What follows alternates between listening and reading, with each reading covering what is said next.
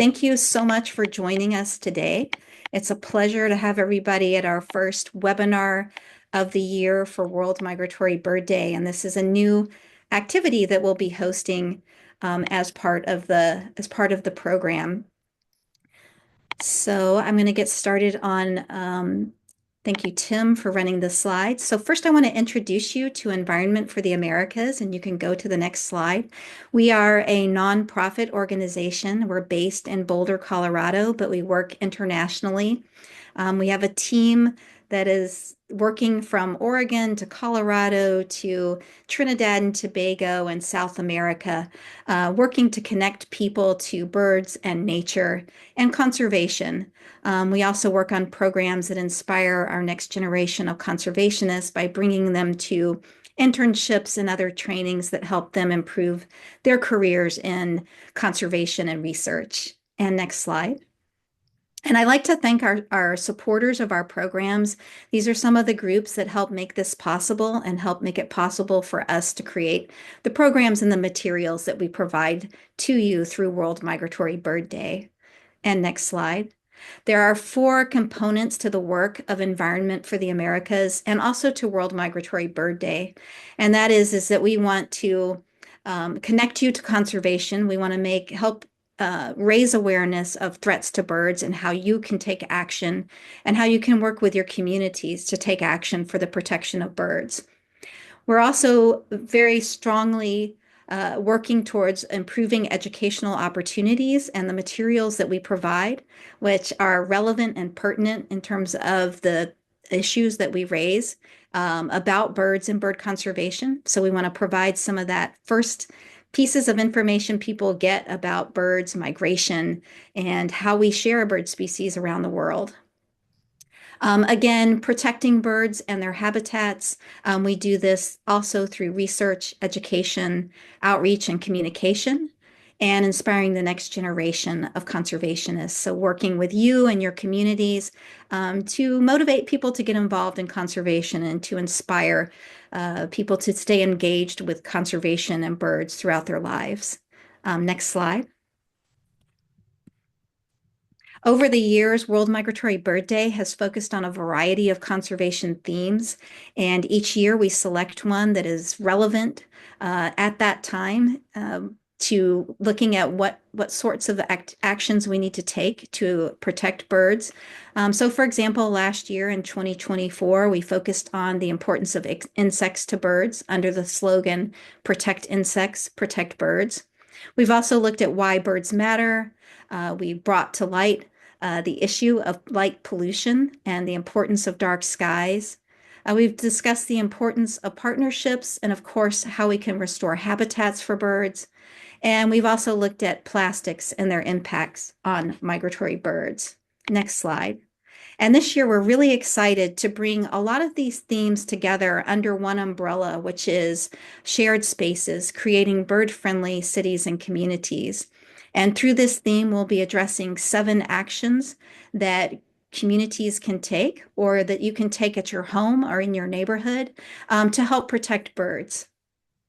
One of the things that we're bringing to you new this year, next slide, are these shared spaces webinars. And so each month on every 3rd Thursday of the month, we'll be hosting a webinar to talk about these 7 actions.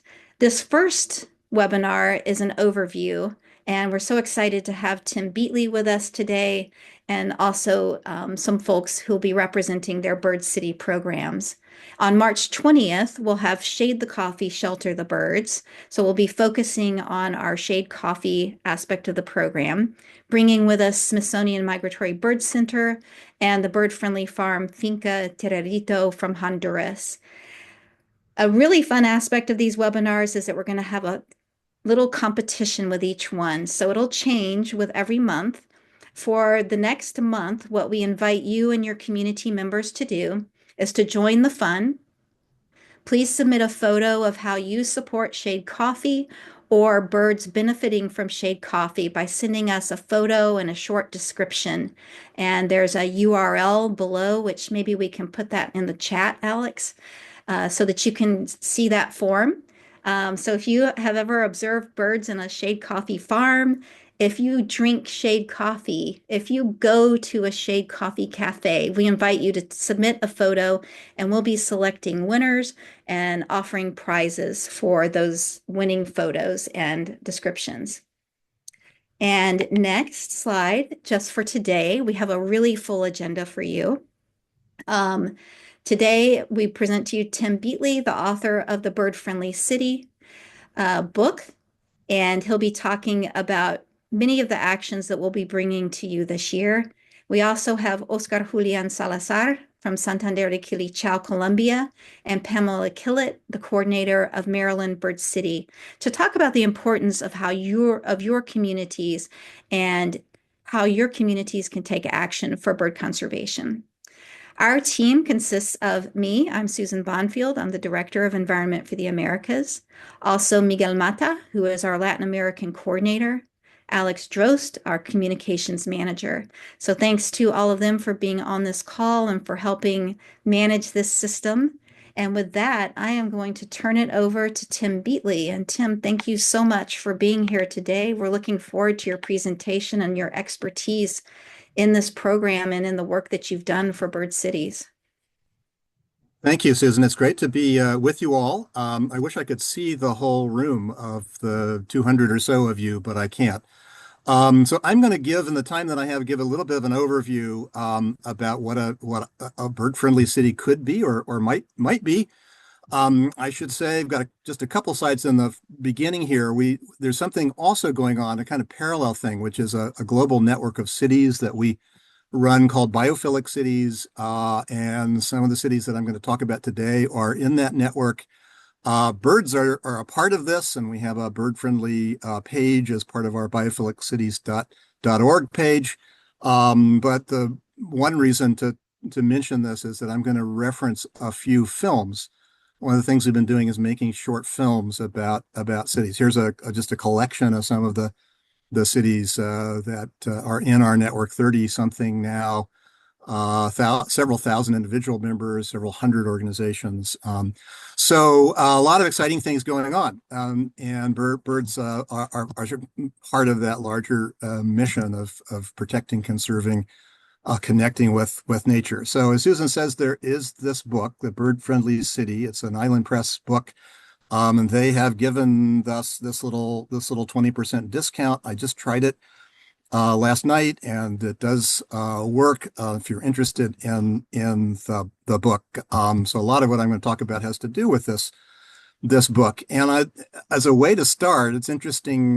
This is the cover of the Korean translation of the Bird Friendly City book, and about the only thing I can read is that you see my name at the very bottom.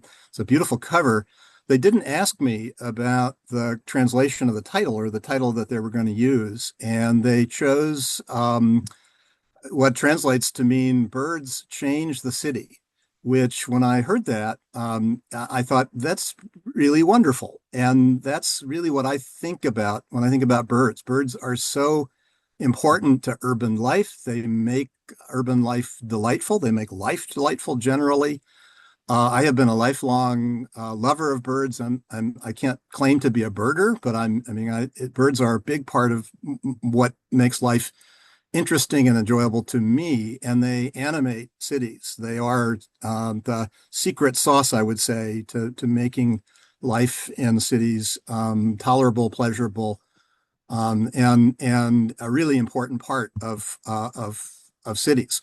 So that's kind of the overarching message from me, and I'm an urban planner by background and training, and so birds are really important, I think, to the urban planning field.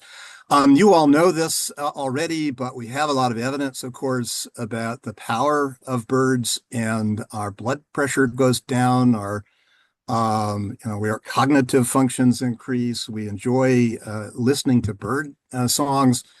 We have a lot of evidence during the pandemic. We literally hatched a new generation of people who noticed birds and got some level of solace and balm from birds, from watching birds and listening to birds. A savior in many ways to many of us who were leading such a different life during the pandemic. It's part of a larger set of research and studies that show the power, again, the power of nature. All the things on the right side of this slide are things that we see in the presence of nature. We have birds and trees and nature around us. Lowers our depression, improves our mood, enhances our happiness. We're more likely to be outside, engaged in physical activity, which has in turn health benefits. We have evidence that greening urban lots, vacant lots, helps to reduce crime and gun violence, and birds are a big part of that as well. We even have evidence that in the presence of nature, we're more likely to be generous, more likely to be cooperative. You can make a pretty good case that we're better human beings because we have birds and nature around us. And to be flourishing human beings and to create flourishing cities, we need nature, and we especially need birds.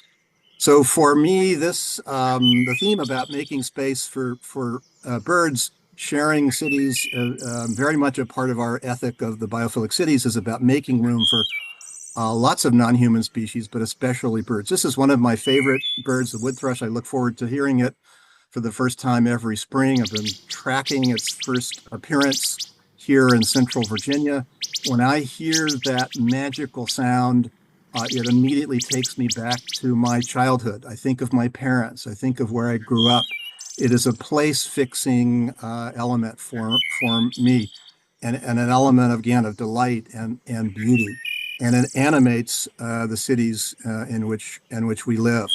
So we know we want and need birds in our lives.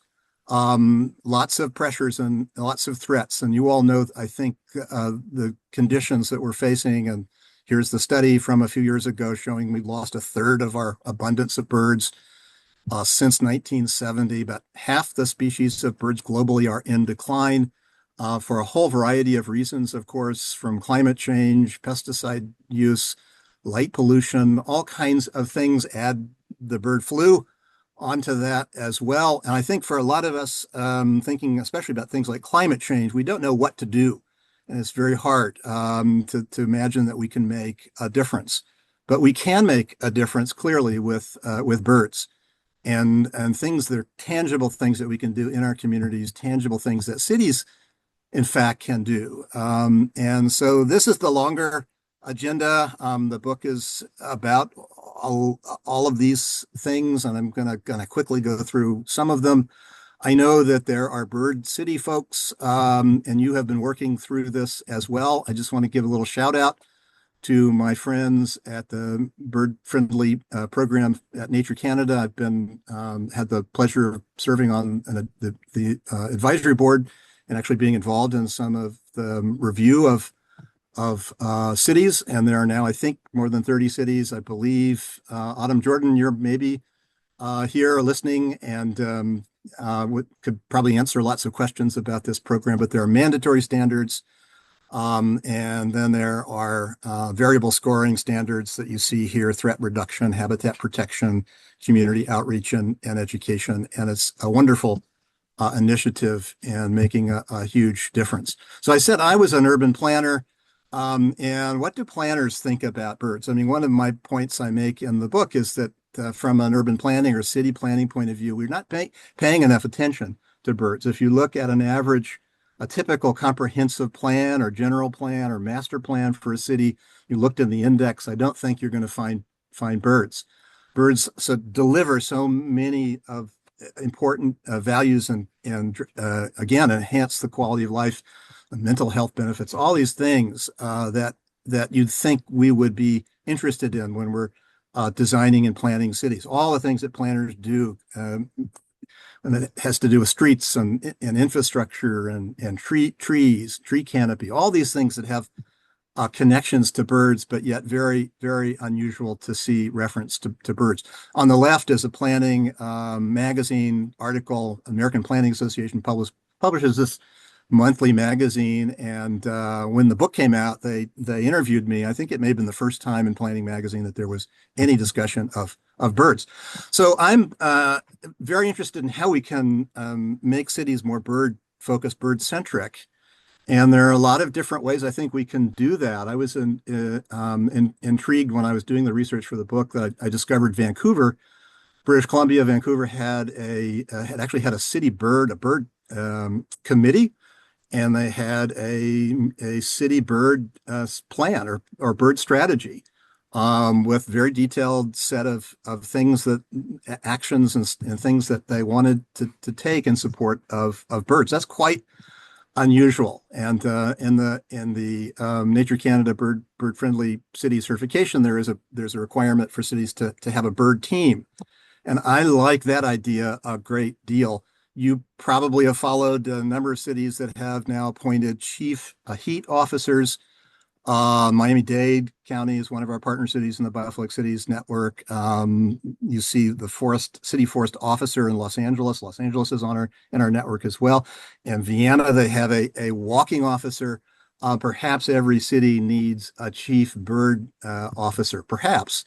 I also am frequently challenging cities to think about the metrics, the ways in which they judge progress or success of a city. And in the book, I'm talking a lot about birds, and we should judge the goodness of a city maybe by the quality of its birdsong and by the importance of birds. And so that's my metric for what a good city is. So many things that we can do to integrate birds and educate people about birds and school-centric, bird-centric schools. This is Adam Batul, who works for Birds Georgia and actually goes into the schools in Atlanta. And we have a short film that involves an interview with him, a Birds Georgia film on our webpage. Love for you to watch that. There are, of course, so many other wonderful city bird school initiatives. I'm thinking of Birds in My Neighborhood, this Chicago-based program operated by Open Lands, the nonprofit Open Lands, and they bring birds and bird education into 300 schools in Chicago. Some of you know about the Esperanza Elementary School in Los Angeles, which has a schoolyard with plantings, kind of school incorporating birds and observing birds. And so we need a bird-friendly city is one that emphasizes the importance of passing along that love and knowledge about birds. Many other things that cities can do. And one very obvious one that we've certainly collectively been talking a lot about is making buildings and the built environment more safe for birds. This is an image from just a little while ago in New York City. I won't tell you what building this is. What do birds see? We know, of course, that birds don't see glass as a barrier. They see the reflection of a cloud or the tree or the green vegetation. And we know the estimates are something like 1 billion birds a year killed in the US alone from these buildings, and maybe probably much more than that. So there are things that we can do. We can organize.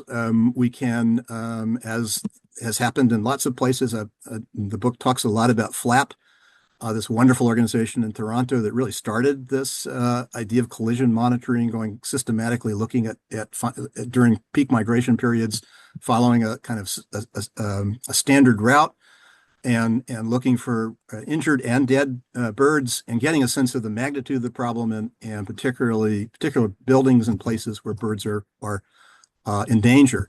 And then displaying them, in the case of FLAP, displaying them in a very prominent way, getting headline stories in the newspaper.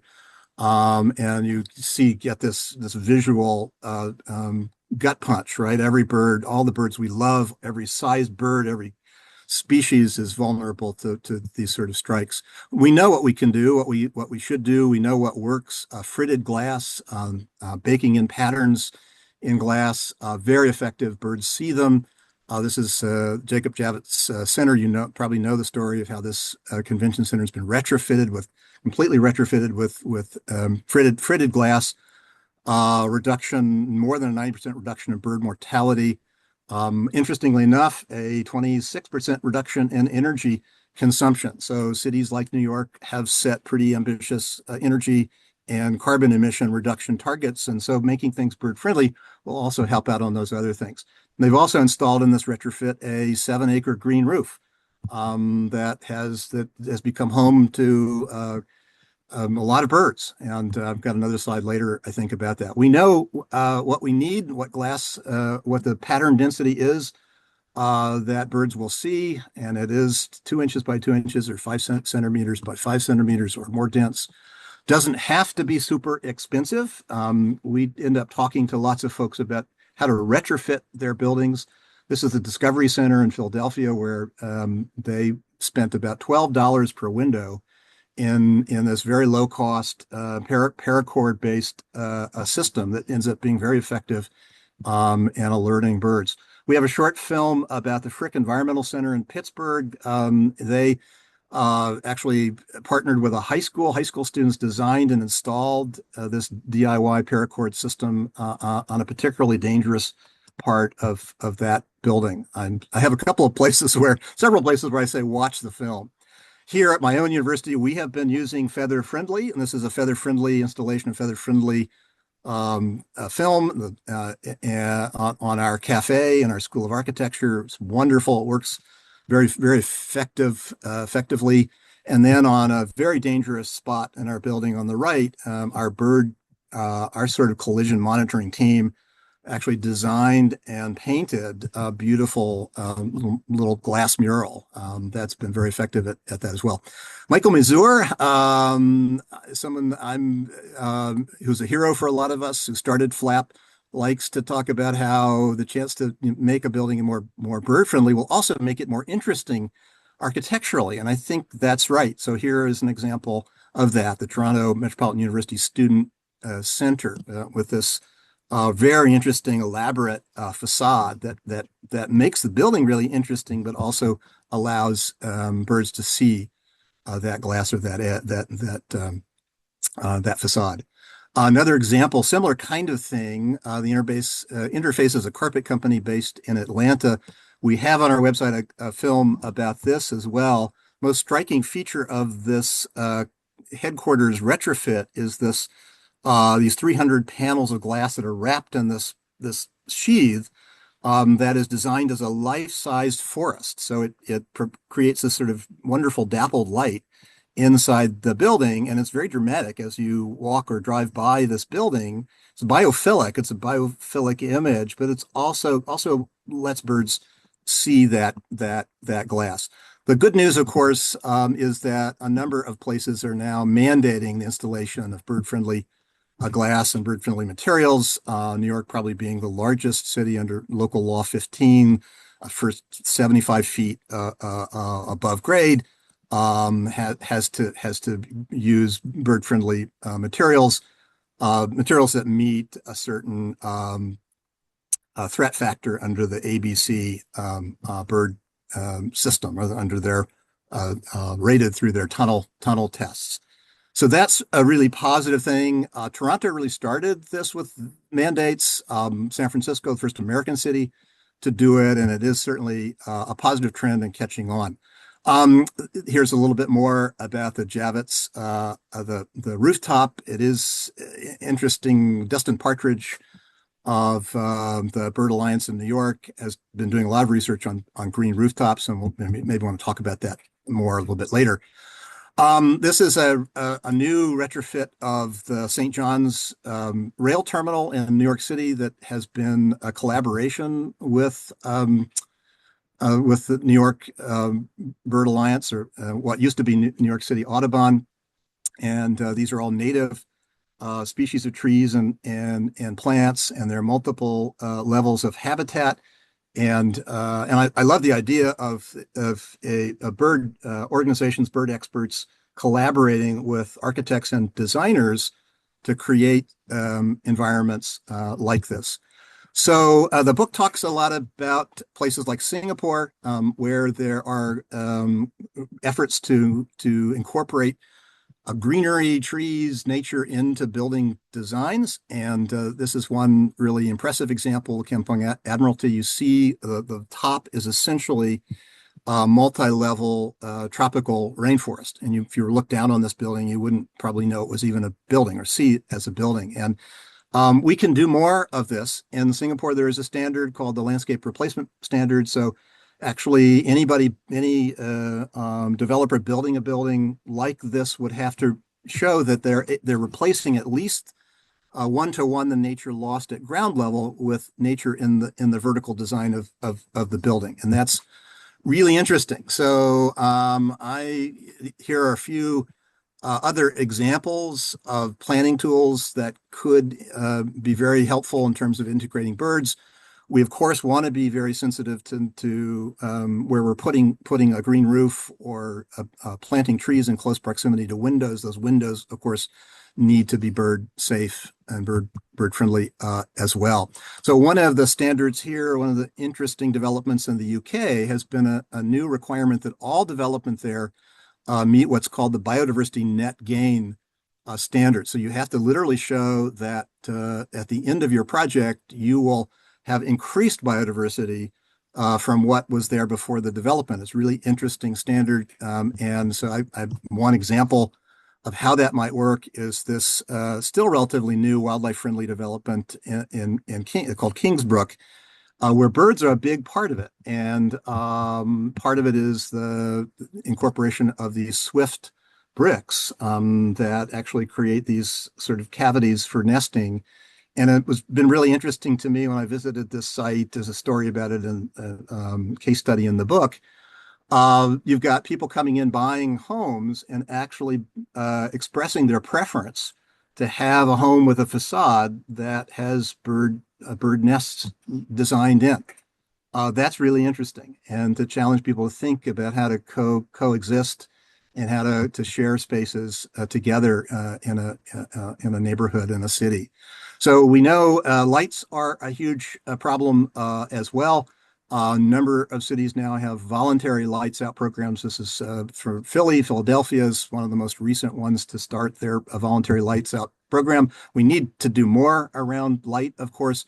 Raleigh, North Carolina is in our Bioflix Cities network as well. They're really unusual because they have a municipal policy of turning off the lights in municipal buildings and facilities. So particularly at peak migration times. I think every city ought to be doing something like that. Pittsburgh, actually, Susan mentioned dark sky and having focused on dark sky in past webinars. We have a huge light pollution problem generally, right? And it's a concern for connecting to the night sky, to seeing the Milky Way. It's a lot about birds, but it's bats and other critters. And so Pittsburgh in our network, one of the first larger cities to have adopted a dark sky ordinance. And this applies to, requires dark sky compliant lighting in all parks and along streets, full cutoff lights that shine down. And so, of course, many things that cities can do, turning off lights where we can, using warmer hues and, warmer bulbs on the warmer spectrum of the Kelvin scale. We know what we need to do with lights. Lots of ways of incorporating bird habitat around us where we're living. And this is images from Portland's, from the Bird Alliance of Oregon, their certified backyard habitat program, which is profiled in the book. One of the largest, maybe the largest in the country. More than 12,000 property owners are participating in this. And when you start to scale, see things happening at that scale, 12,000 over metropolitan Portland, that's pretty impressive. And I think that can make a huge difference for birds. We do have obstacles, and in many places, we have limitations, restrictions, even a code or an ordinance. These are images from Toronto and our friend Nina Marie Lister, who confronted a tall grass and weeds bylaw there, and an officer who told her natural garden, which is really good for birds, was not in compliance with the Toronto tall grass and weeds bylaw. Anyway, it set her in motion. She has very successfully challenged that and turned it around, and the city's actually made these beautiful native plants gardens something that a property owner, a homeowner can plant by right, which is how it should be. Perhaps we ought to even subsidize bird friendly habitats and plantings. And this is a really interesting example from Marco Island, Florida, where they actually pay homeowners an annual fee, if an annual amount of money to subsidize nests for burrowing owls. It's not a lot of money. I think it's about $250 a year, and it may not be that the money is the main reason for hosting a burrowing owl nest, but it's a wonderful idea and a wonderful story. We have an article on our Biophilic Cities journal about that if you're interested. We also have to think about changing our aesthetic, what we think a lawn, a garden looks like or should look like. And we know, especially for owls, and woodpeckers, we need those snag trees, and those snags are we've got to save those trees, and changing our aesthetic, I think, is a big part of what we need to do. We need to protect all kinds of nature, all kinds of habitat, and restore habitat. The wonderful story of Oaks Bottom Wildlife Refuge, the first wildlife refuge in the city of Portland. I know we have people from Portland on the webinar. Largely the work of a birder and an urban ecologist, Mike Hauk, has wonderfully championed the conversion of what was a landfill into a place that is habitat for many, many birds. I know we've got folks, my colleagues from Edmonton, here are just scanning the attendance list, and they can tell you more about this, but I love the idea of using circuit theory or circuitscape modeling to look at a city and to sort of look at it through the perspective of a bird. Are there places where the tree canopy doesn't connect? Are there places, particularly hazardous corridors, where a bird would not want to fly or would be in danger flying? So we need to evaluate our land use patterns and our city designs through the perspective of birds.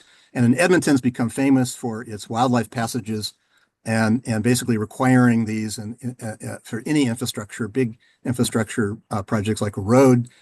Wildlife passages are very, very helpful, of course, for birds, as well as for all the other critters here. And by the way, you can reduce car wildlife collisions, which is a very costly thing, and a strong argument to make for installing them.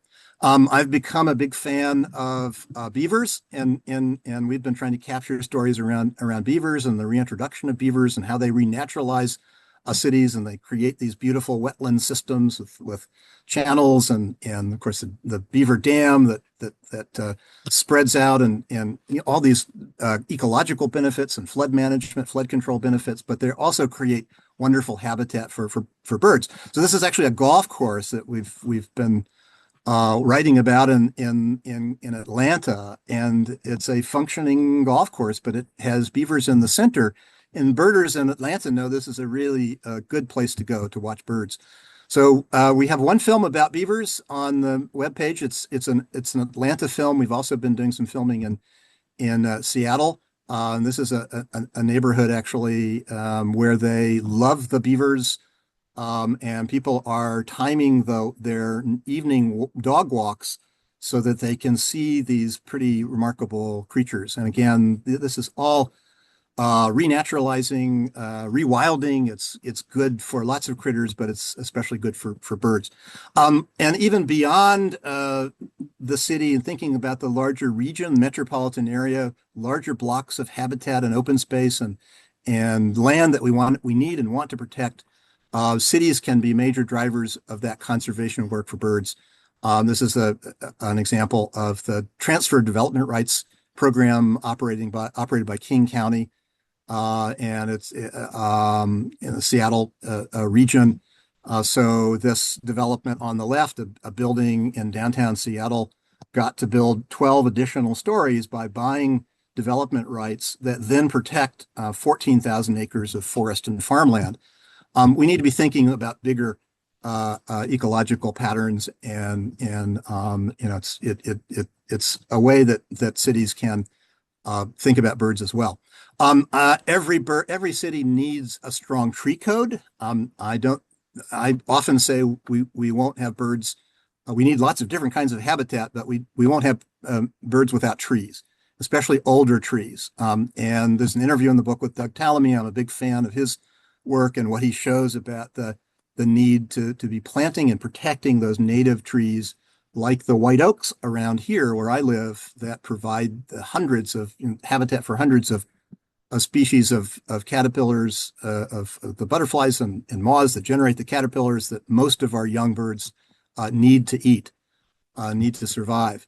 That's contrast to what we're seeing in practice, which is that in most American cities anyway, tree canopy has been in decline.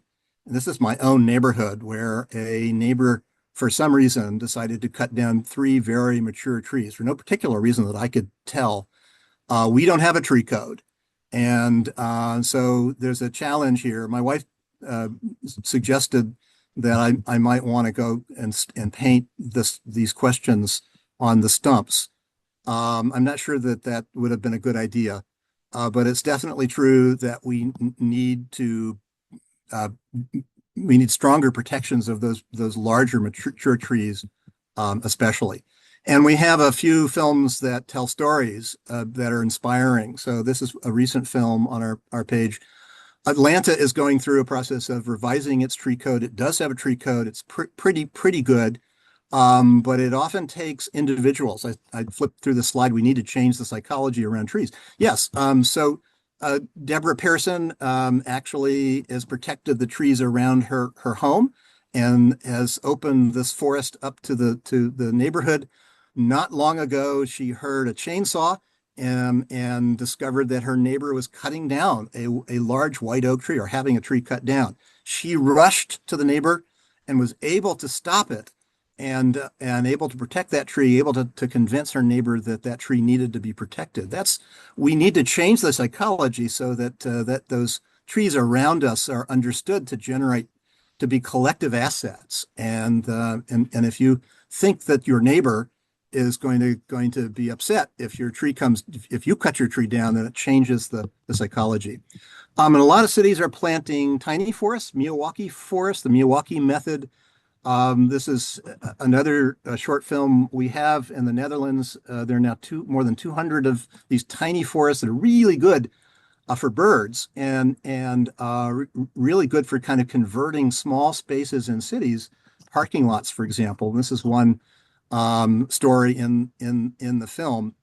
This is a conversion of 20 parking spaces in the middle of Utrecht in the Netherlands. 1,100 trees, 35 different species. The method is planting intensely. So the trees are very close together. They grow really fast. They self-compete. They're native species.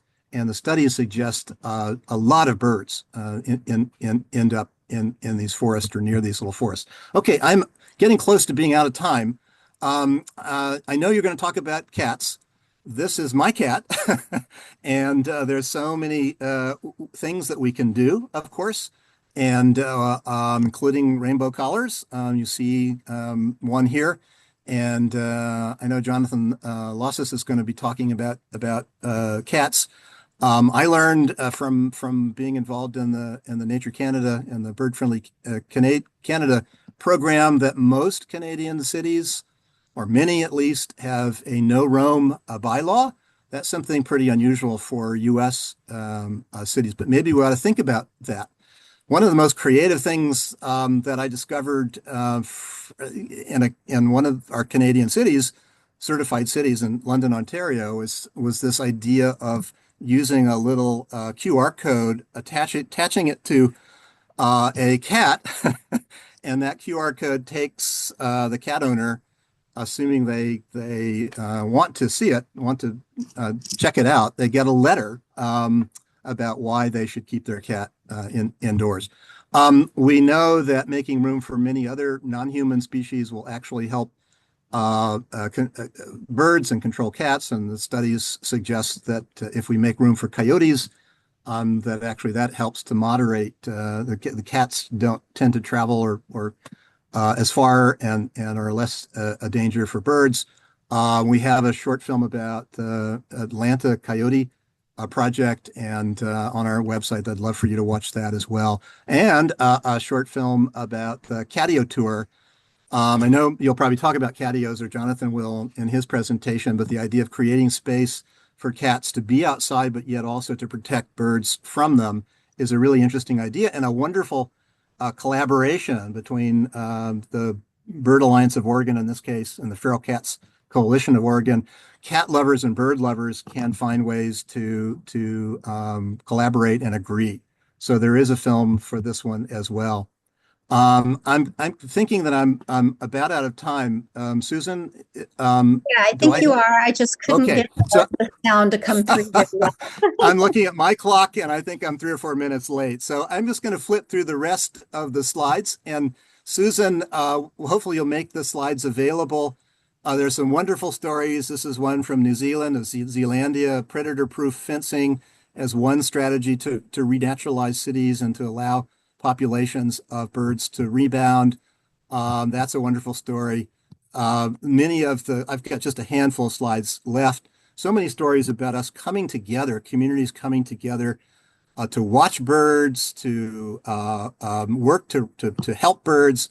This is a community just outside Santa Fe, very much involved in feeder watch. The Vox's Swifts in Portland is a story. I'm going to flip through that. I won't show that film, but there's a film about this. Hundreds of people in Portland come to watch the roosting in very dramatic fashion of thousands of Vox's Swifts. So we want to uh, participate collectively in the delight of having birds in cities and the awe. Awe is having a moment now. We understand from the research how much it does for us, how important awe is, the sense of vastness. Birds are a really important part of that. So this is my last slide. It is our page, our Bird Friendly City page that has lots of resources. And again, I'd love for you to take a look at biophiliccities.org. And that's it. So I'm going to Well, stop. thank you so much, Tim. It was a great pleasure having you on, and you were the perfect launch to our World Migratory Bird Day 2025 Shared Spaces theme. So we really appreciate it. What we'll be doing now is having two presenters representing their Bird City programs to share with you some more of that, community building and bird protection. And I'd like to invite Miguel Mata, our Latin American coordinator, to join us now to present our speakers and to get them launched. Miguel, are you available? There you are. Thank you. All right, and I'll pull us off. We'll take Muchas gracias, questions. Susan. Thank you very much, everybody. En esta oportunidad vamos a viajar al el país Colombia, el país con más aves del mundo, en donde hemos desarrollado uno de Species in nuestros the world and where programas we have pilotos para developed one of investigar. our Yo pilot quiero programs for compartir bird un pequeño conservation. video I con el am que going to share iniciamos a a los very small próximos video presentadores, to Oscar introduce Julián, de Ciudad de our las Aves, Colombia, y presenters, nuestra Oscar compañera Julián también from Pamela Colombia Kellett de and Pamela Virginia, Kellett Maryland. from Ahora Maryland, voy a both compartir el video. certified bird cities.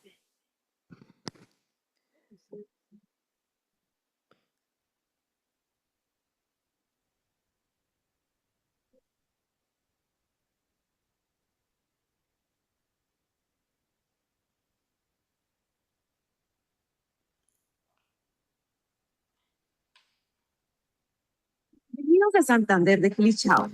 Aquí cada So this amanecer is es un Santander canto alegre de Quilichao. Here, esperanza. every Somos el sunrise is corazón a de la song of hope and biodiversidad en life. el We are the Cauca. heart of biodiversity on the Somos north la of the primera ciudad Cauca. de las aves We de are the Sudamérica, first bird hogar city de in más de South 200 America. It's home to over subespecies que llenan nuestro 250 cielo de species color. that fill La our skies Reserva with Natural color. Monchique Los Tigres The cuenta con más de Monchique 1.000 Los Tigres hectáreas Natural protegidas. Reserve is Es over un 1,000 santuario y es hectares un that hábitat de are ecosistemas protected. únicos It's a y tesoros sanctuary that has naturales. unique habitat with Quilichao es un punto natural de encuentro de treasures. culturas ancestrales, Quilichao, historias it cosmológicas is arraigadas en a bellos cristales melting entre pot of tradiciones ancestral folclóricas y cultures cada piedra. with En el traditions marco de that flourish COP16, nos presentamos on al every mundo como corner. un refugio para las So aves. on Somos faro de 2016, we esperanza, became observación a y refugee resiliencia. for the birds and as a beam of hope and resilience.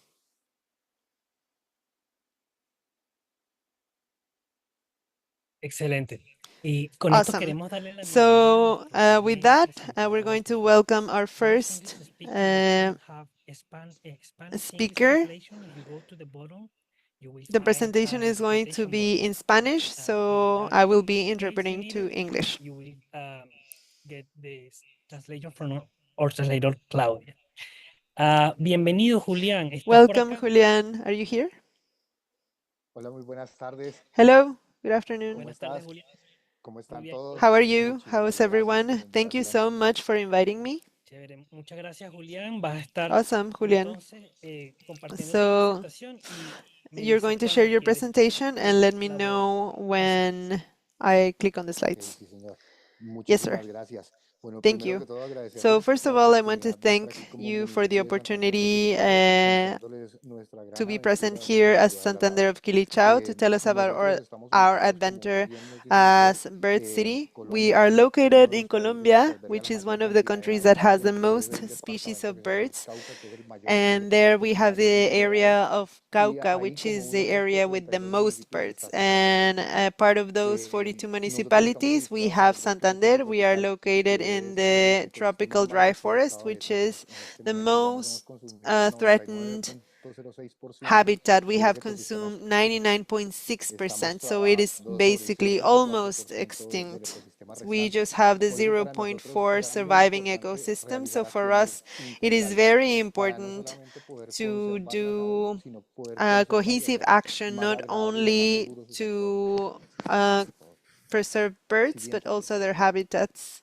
Next, please. Por esa razón, That's al why municipio como tiene un líder que es su alcalde, pero también tiene un consejo we municipal que les está have the gobernado una de leader las acciones who de la administración. is Entonces, a the través mayor, del and consejo he's the one municipal y por approving iniciativa de la alcaldesa del momento, the se initiatives. creó el So acuerdo because of the 002 del mayor, 2022. we came up En with este the acuerdo se agreement declaró un ave 002 in emblemática 2022.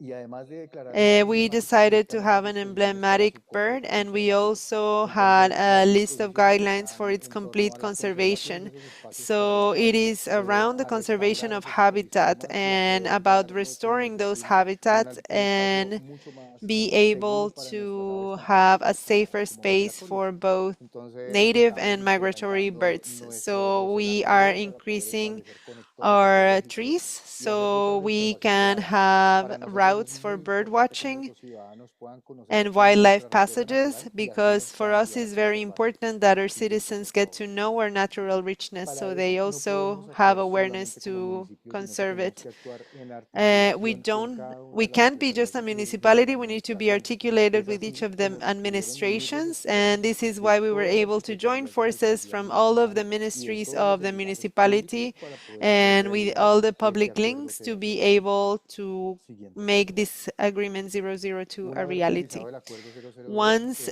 the entonces agreement tenemos came nosotros to be, que involucrar a we toda nuestra had población del we municipio. started involving Es all así of the como population in our identificamos también que municipality. This is hay un grupo de how we personas liderado por mujeres, identified hombres y that profesionales que there están is adelantando a labores como group of población people civil para who poder avanzar en are el tema de la the conservación de las aves. spearhead in Entonces, conservation, aprovechamos nosotros in estos bird espacios conservation y in our aprovechamos city. la So we took articulación advantage con of these Environment for the spaces, Americas y and we, agradecemos thanks to inmensamente the el relationship we apoyo que have nos with ha brindado Environment for the constantemente desde el Americas, and término we are y el apoyo truly thankful for permanente them que nos for ha the brindado support that they permanentemente have para poder provided realizar tanto el permanently primero to como el be able segundo. Ahorita ya to vamos para carry nuestro out the cuarto festival first and anual second de las aves migratorias, celebrando el Día Mundial de las Aves festival, Migratorias. Y esto nos ha celebrating the permitido Migratory educar World a nuestra Bird población. Day, El the principal Migratory objetivo Bird World de Day. toda esta apuesta es la educación And ambiental. Entonces hemos we trabajado are haciéndola betting for desde diferentes environmental espacios education. como We've municipio. tried to Siguiente, por approach it favor. from different spaces as a municipality.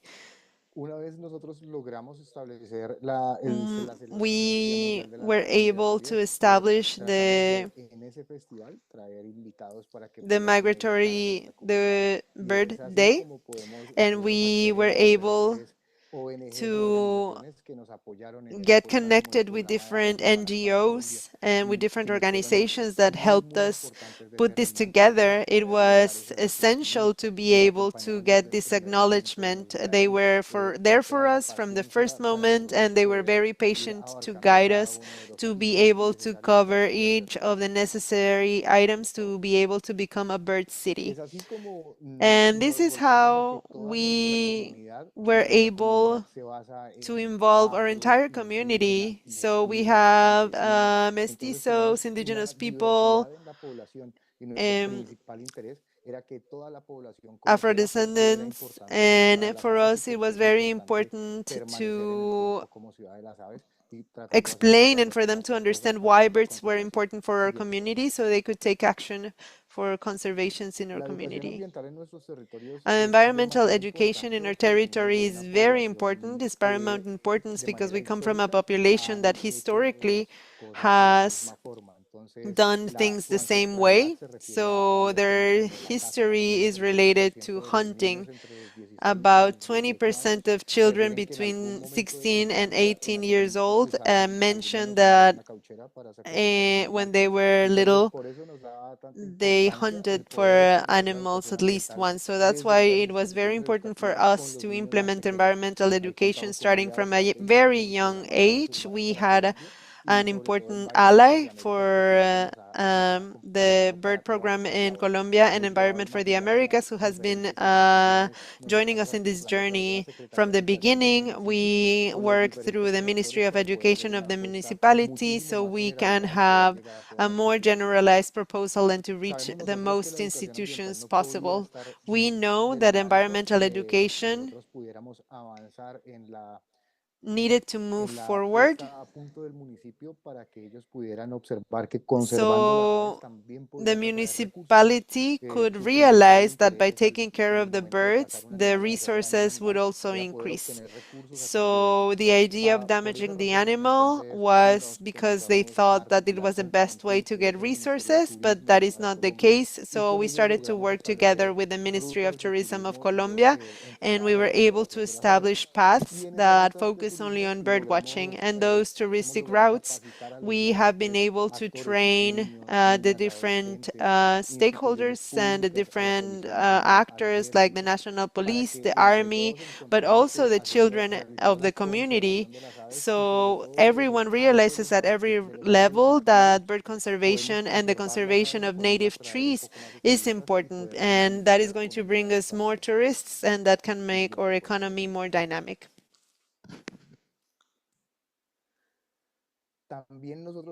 We also have been able to articulate thanks to the Birds of Colombia program and thanks to Environment for the Americas, we have been able to reach the people who are passionate about ecotourism, about bird watching, and that enjoy shared spaces that are protected. That's why we got connected with photographers, for example, that have brought support to the municipality, so we are able to get the images of the birds that are present in our territory. And based on those photographs, we have been able to create educational materials where we involve all of the important actors. We have them in different neighborhoods of our municipality so the people are aware of the type of birds that they can find in their community and what's the best way of taking care of them. Another initiative of environmental education within the municipality is that we identified property owned by the state, and they were usually painted white. And as an initiative to try to educate the different populations that we have present in our municipality, which has a high level of diversity, we decided to do it through murals. So with murals, we try to identify the species that we have in our municipality and to give it that sense of belonging to the community so they can appreciate the images without any writing. They can identify the importance of the species within our territories, like we can see here the hummingbird.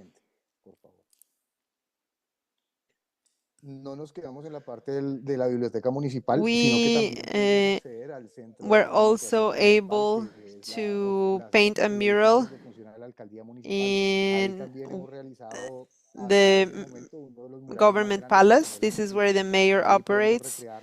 And here we were able to recreate all of the biodiversity that we have and to highlight the importance of keeping them here. And this is our third great mural that we had, which is one of the biggest buildings in the municipality. It's very big, and this is the biggest mural that we have so far. The people that are collaborating for the mural are part of the community. They live in the municipality. It took us about 40 days to paint it, and this is one of the places with the most traffic in the municipality, so that that way people can identify the different kinds of species that they can find in this territory. This has a very important message, which is about the freedom of the birds, because one of the main problems that we have is traffic of birds and keeping them as pets. We also saw that one of the problems that we have is feral cats and dogs. They do have an impact in the biodiversity, and that's why we are working along with agencies that protect animals, that focus on cats and dogs. And we have worked along with them to be able to sterilize over 400 animals per year. And we have been doing it for the last 5 years. We do it every year. And we cover not only the urban area, but also the rural area. We have a municipality that has a high level of rural lands. And that's why it is so important for us that we can have these sterilization campaigns to all the territory in the municipality. And within all of these initiatives that start to rise, and where all of the ministries participate, it makes us very proud to be able to have the participation of all the ministries of the administration of the municipality. This was the first race, and here we had the presence of the Ministry of Health, the Municipal Institute of Sports, and also the Collective Intervention Group. So we had great support, which helped us get amazing results, because that helped us communicate the message of bird conservation to a lot more people. And like Tim mentioned, birds are also stimulate our citizens to become more active. And just by bird watching or listening to their song, they can get benefits from their surroundings. So that is very important for us, because we have one of the most violent municipalities in our countries. So using birds as a strategy to decrease the crime level and the level of violence is something very important to us. All of these type of actions have taken us, after obtaining the certification as the first bird city. We also achieved a certification from Environment for the Americas.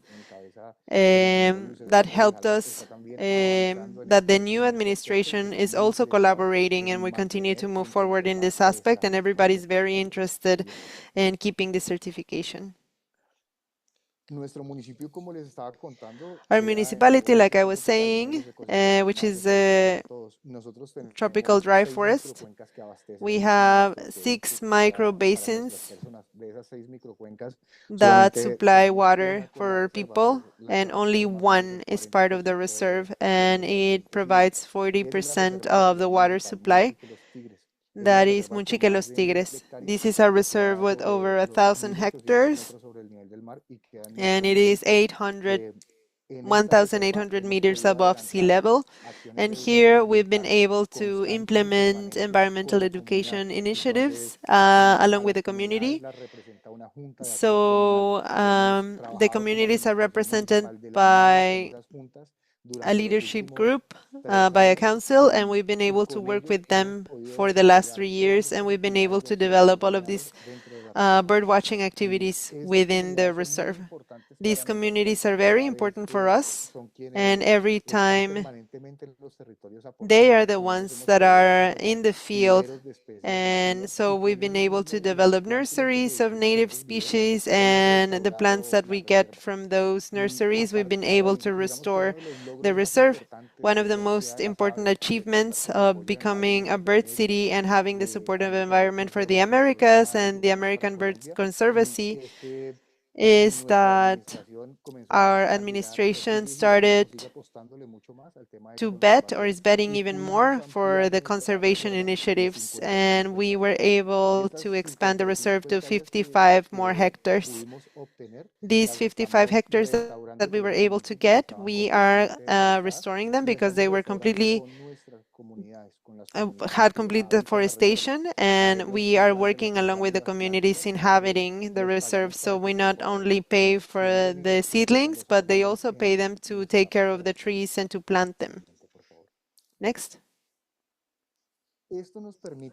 This allows us to develop the bird watching activities, bird tourism, in spite of it being a locality difficult to access, and being a violent municipality. Working along with the communities allows us to access the bird watching area not only with the inhabitants in our community, but also the tourists, to get to know the wonders that we have. This is thanks to the social tissue that we have been creating with the people inhabiting the rural areas. Everybody feels as part of the process. For the municipality, it was very important that each of the persons living there knew why we are a bird city and what is the commitment that we have to be able to keep that certification and why it is important to us. And so we've been working along with different communities to be able to restore the ecology in our reserve. This has been moving forward very well because thanks to an agreement that we have with the council, it is defined as a reserve, and we also have a management plan. Thanks to that, we've been able to protect, conserve, and restore the reserve, and making the community feel as part of this initiative as well. We are working very closely with the indigenous communities because they are the ones who are actually protecting the reserve now. They are the authorities of the territory, and we depend on them in terms of protection of logging and hunting. So it has been very important to have the support of the communities, because without them, we wouldn't have been able to protect our resources the way we have. So we are deeply thankful for this space and time to talk about this, and we are here for any type of comment that you have. Thank you, Oscar Julian. We're going to move on with the presentation, and at the end of the presentation, we're going to be able to have a Q&A session. And now I want to invite our next guest, Pamela Kellett. She is going to give the presentation in English. Thank you. Can you hear me? Is my audio on? Okay, great. Thank you so much, Sue, for inviting me to participate. And Oscar, I really want to come to Santander and run in your next road race. I love that idea. My name is Pamela Kellett. I'm the Bird City Maryland Program Coordinator. Bird City Maryland is an initiative of the Maryland Bird Conservation Partnership, which is a nonprofit with a focus on protecting and restoring habitat and reducing threats to the 143 bird species of greatest conservation need in Maryland, as identified by our Maryland State Wildlife Action Plan. I have been with Bird City Maryland since its inception in 2019, and we're working to creatively implement ways to educate and engage communities about threats to birds. And so I'm just going to share a few slides on how that might look here in Maryland. We're trying some different things. Next slide, please. So one thing we have in Maryland that is unique in the Bird City Network is that we ask for communities to choose a signature bird to represent their community. And this is similar to what Tim was mentioning in Vancouver. They have a city bird. And so this bird can be a a way for communities to really educate and engage their members about the beautiful birds that rely on our state, either for nesting, stopover, or wintering habitat. And they usually choose a bird that's easily recognizable to their community. And I just want to talk a little bit about how they choose their bird. Next slide, please.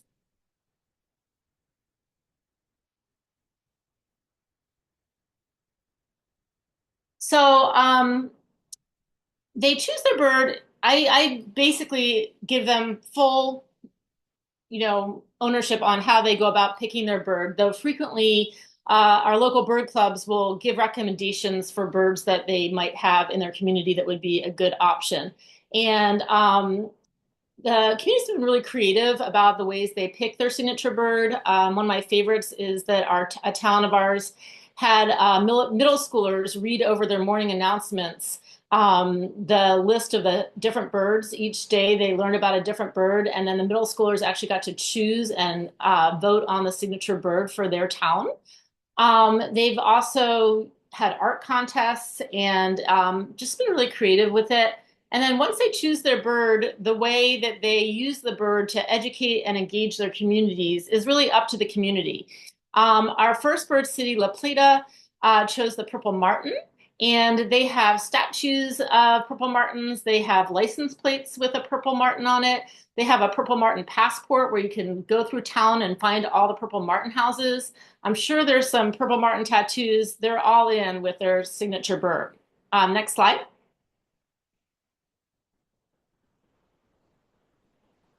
One of the ways, and I was really appreciating all of the mural projects in Colombia that Bird City, Maryland encourages our communities to engage is around art. And in La Plata, in front of their town hall, they've had a local artist create this incredible sculpture of a purple martin. And so they really have embraced the signature bird as a way to start the conversation around how to protect birds in their community, and it's been very engaging. Next slide, please.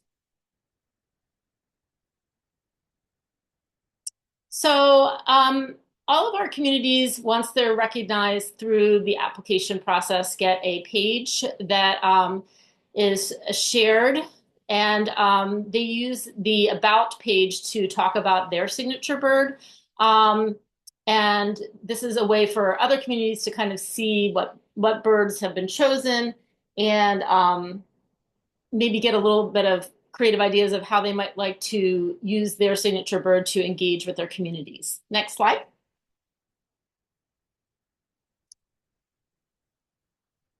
This just shows both Annapolis, our capital, shows the osprey as their signature bird, and Salisbury with their signature bird. They have put their bird on the back of their Bird City banner as another way to just bring attention to their bird. Annapolis has a Celebrate Osprey festival during spring migration to welcome the ospreys back to the Chesapeake Bay. Next slide.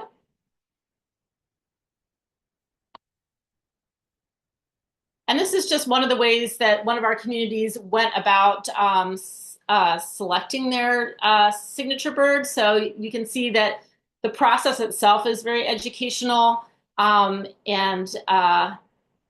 it's really helped the communities kind of focus in on birds that they can see in their communities and really engage with the birds that they see and learn about the bird's life cycle.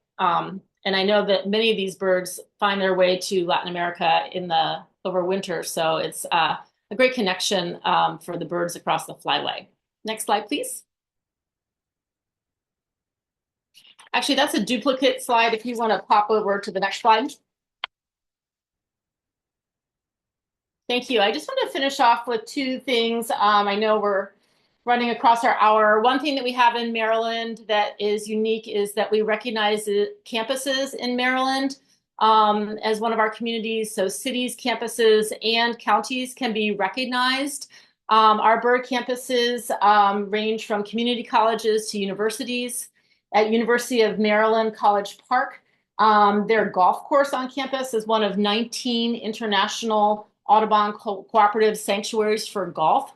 So habitat protection in the form of a golf course At our College of Southern Maryland, they've banned Nandina and Heavenly Bamboo on campus when they learned about the impact of these plants on birds. Washington College is one of the American Bird Conservancy's 2 bird-safe glass testing centers. So our campuses have really been a great way to educate the campus community, but also to protect habitat and reduce threats to birds on the campuses themselves. Final slide.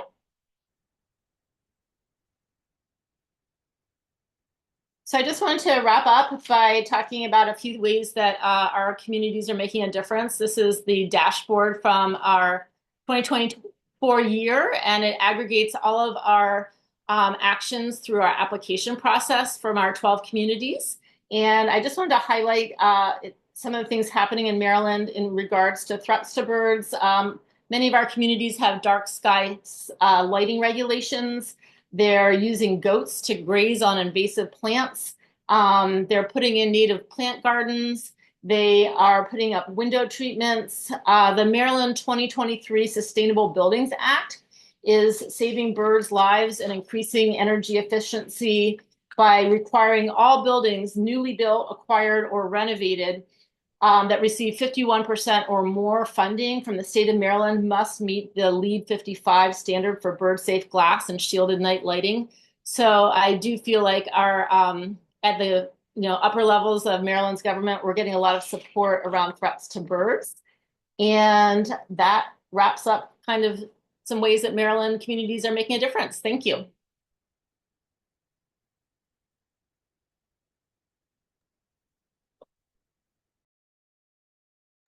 Muchas gracias, Pamela. Muchas gracias, Oscar. Muchas gracias, Thank you so Tim. much, Thank you very much for Pamela. your time, your Thank you so experience, much, and Tim. all the great Thank you, examples Oscar. that everybody can take at home.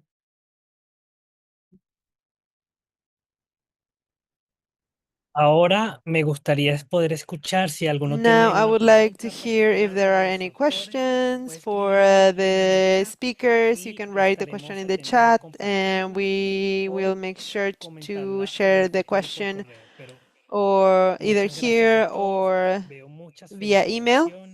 I see a lot of I see a lot congratulations of to all the hosts. congratulations for your work, Tina, and Pamela, and Oscar.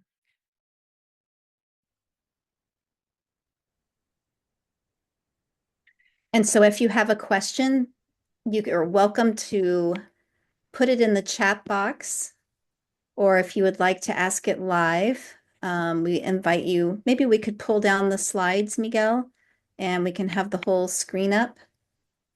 And Tim is still with us. And Julian, I believe, is still with us. So I will add them all. Y si quieres quitar la pantalla, porfa. Do you want to stop sharing the screen? And if you have any questions, I think if you raise your hand, so Ricardo, Ricardo, if you want to unmute and ask your question, do I need to unmute you for you? Let me unmute you. Sí, efectivamente. Muy buenas tardes. Good afternoon Yes. for all of you. From Bogotá. Quiero compartirles la experiencia I want to share the experience that I've had through time in a neighborhood in Bogotá where we are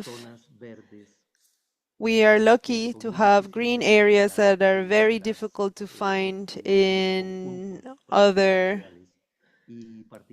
urban areas, especially in ours, where working with the community, with the administrators has been very difficult to manage. To be able to give the trees the management and treatment that they demand. So the trees have responded to a good management, and biodiversity has increased meaningfully in the middle of the city. And one of the elements of that biodiversity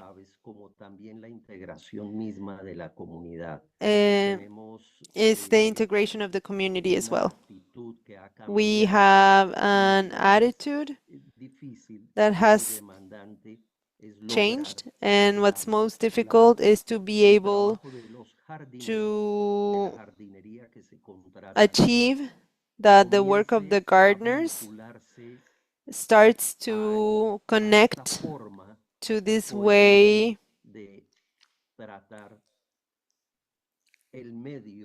to treat the green areas in the cities. So I want to share that we've been able to see over 80 resident species and migratory species from the window of my apartment. So in Bogota, we can have a great reference for this work. So congratulations for all the work and for the presentations that you've given us. And yes, let's keep going with this initiative of protecting the birds. Por supuesto, cada acción desde los balcones, desde Of cada course, familia every se puede action hacer from the nuestras balconies, ciudades from the sean windows, amigables con las aves y lo que siempre decimos, that's important cada ciudad, for por the más bird pequeña que protection. sea, So every es igual action de at a importante city que level, cualquier ciudad. as small as it Entonces, is just as por acá important también tenemos otros than comentarios en bigger el chat. actions. We also have comments in English. Pamela o Tim pueden Pamela, responder. maybe, What or are Tim, maybe you some want of to the reply to biggest that. threats to birds and how we can create collaborations?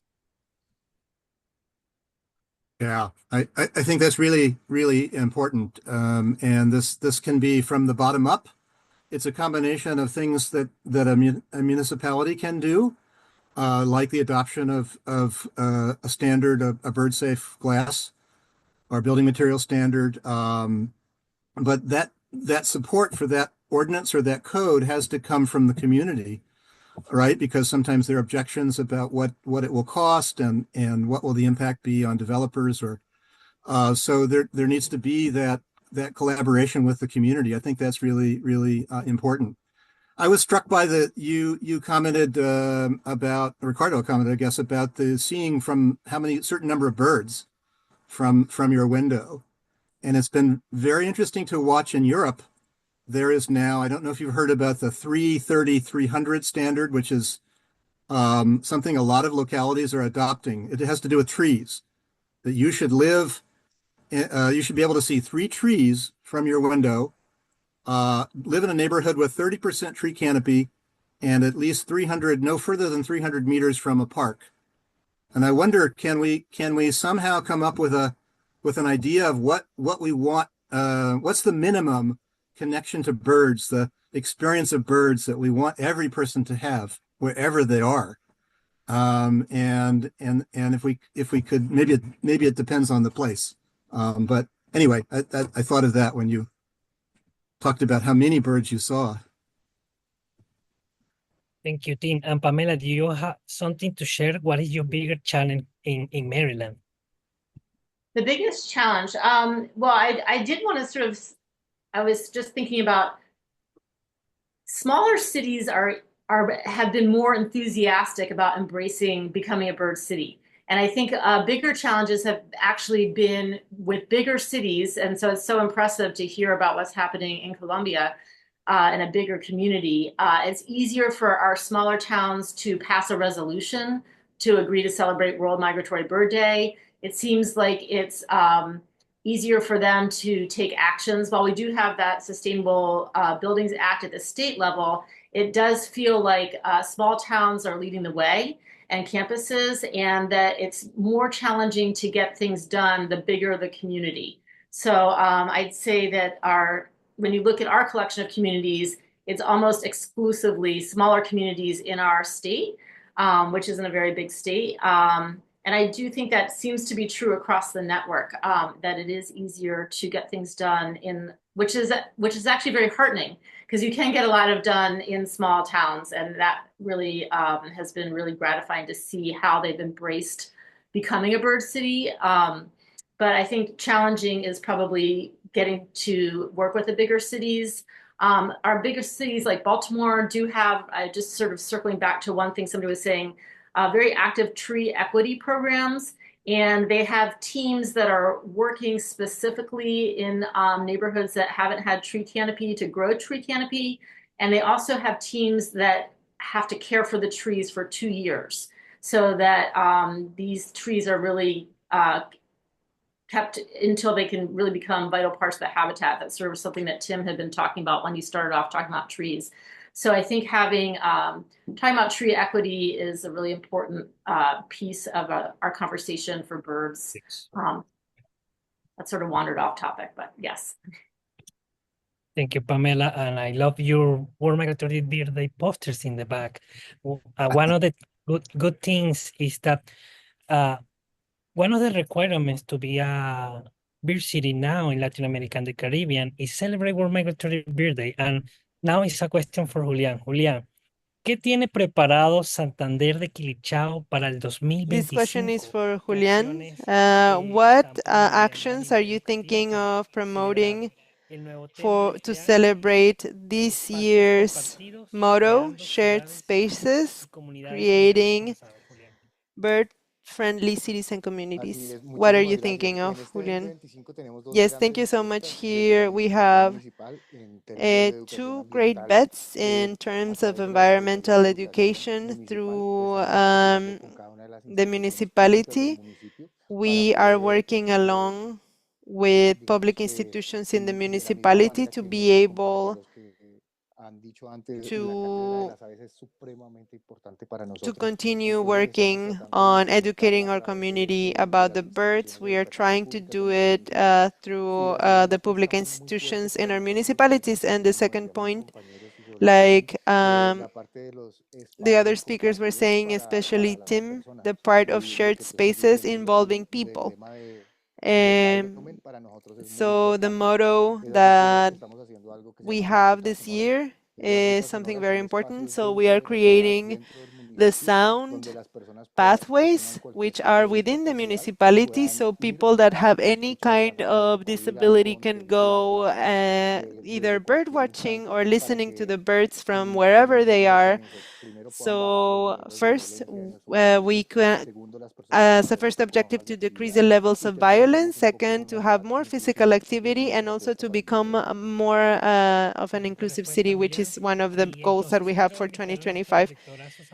Great, thank you. So I want to leave the floor to Susan Bonfield, our director, to wrap up this activity, and I want to thank to each of the participants. So even though we've gone over the hour, this has been a great first webinar.